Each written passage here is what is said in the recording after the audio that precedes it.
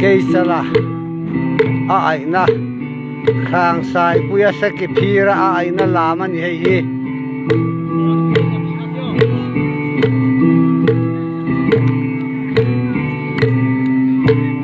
lal ruang a chu kan Mizo khovela khelo kan om lowa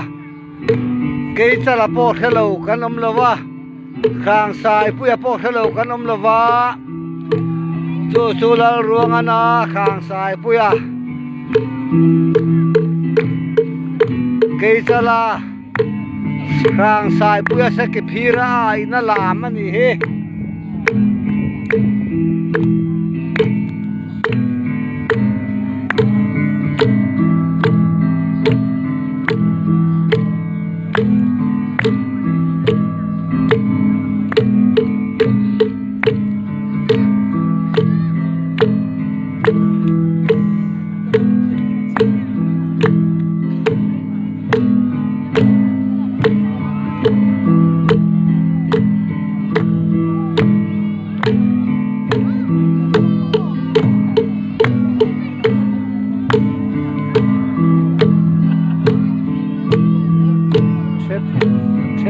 maya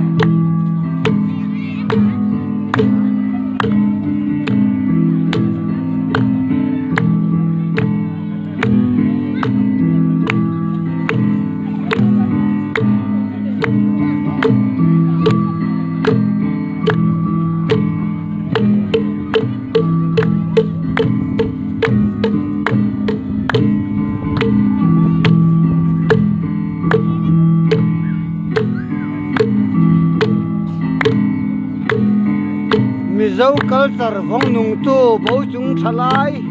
Bochung khotlang a hian Mizo khovel te lom chu soimol mol ka kan ni